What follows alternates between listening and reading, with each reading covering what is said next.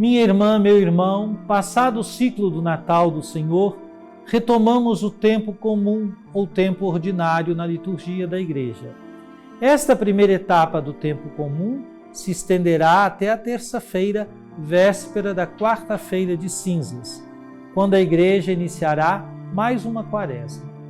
A liturgia do tempo comum vai nos alimentar com a palavra do Senhor, a fim de nos fortalecer na vivência da fé em Jesus Cristo, nosso Senhor, e de nos preparar para dar testemunho da fé batismal.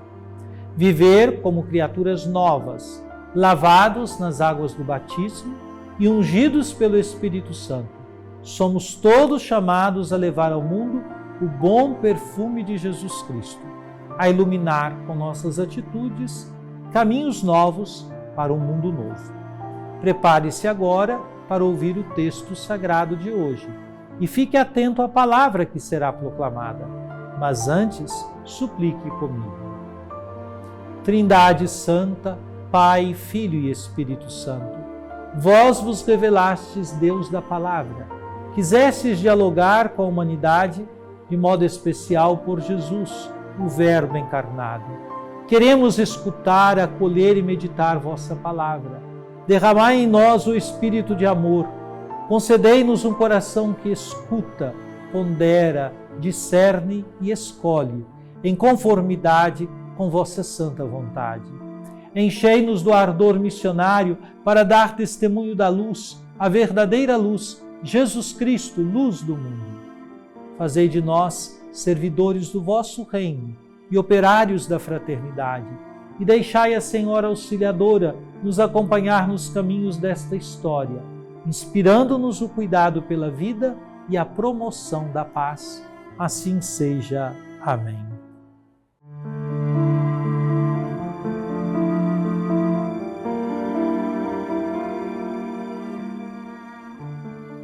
Não foi aos anjos que Deus submeteu o mundo futuro, do qual estamos falando. A este respeito, porém, houve quem afirmasse: o que é o homem para dele te lembrares, ou o filho do homem para com ele te ocupares? Tu o fizeste um pouco menor que os anjos, de glória e honra o coroaste, e todas as coisas puseste debaixo de seus pés.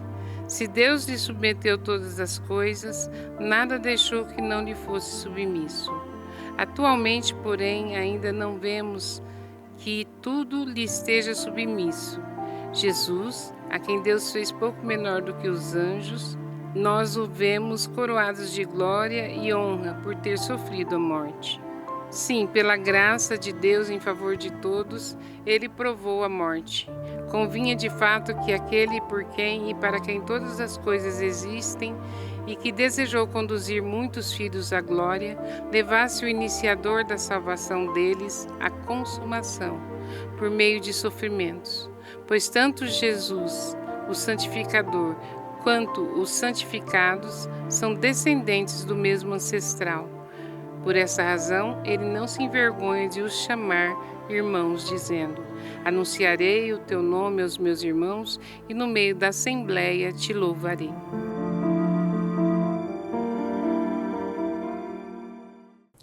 Minha prezada irmã, meu prezado irmão, nesta terça-feira da primeira semana do tempo comum, escutamos um texto tomado da carta aos Hebreus, especificamente o capítulo 2, versículos 5 a 12.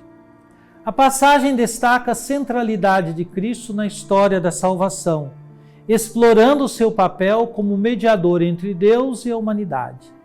Este trecho enfatiza a humilhação e a exaltação de Jesus, revelando a profundidade de sua solidariedade com a humanidade e sua gloriosa posição como Senhor sobre todas as coisas. O autor inicia declarando que Deus não sujeitou o mundo futuro aos anjos.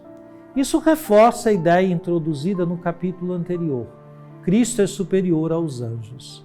A citação do Salmo 8 expressa a dignidade humana no plano divino, mas também aponta para Jesus como o modelo perfeito dessa humanidade. Ele, que foi um pouco inferior aos anjos, em sua encarnação e paixão, foi coroado de glória e honra em sua ressurreição e ascensão. O versículo 8b afirma que nada deixou fora de seu domínio, embora reconheça que ainda não vemos todas as coisas sujeitas a ele.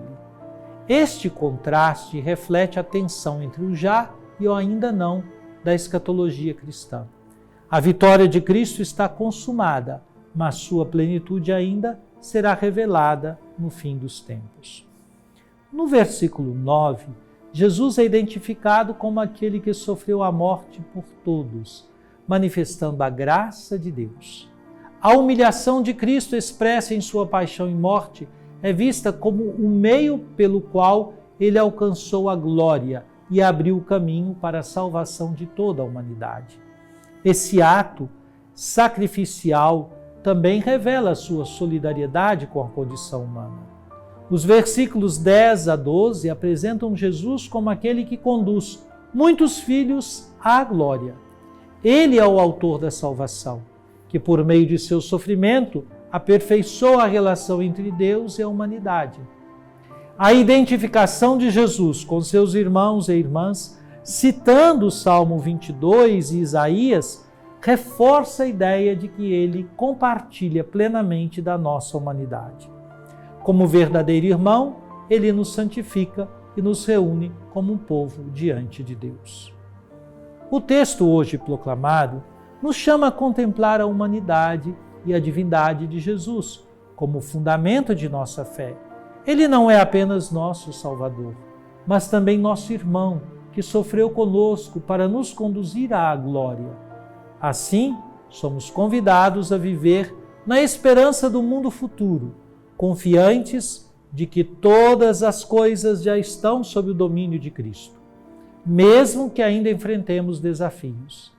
A solidariedade de Cristo nos inspira a abraçar nossa própria missão de viver como filhos de Deus, levando outros à comunhão com Ele por meio do amor e do testemunho.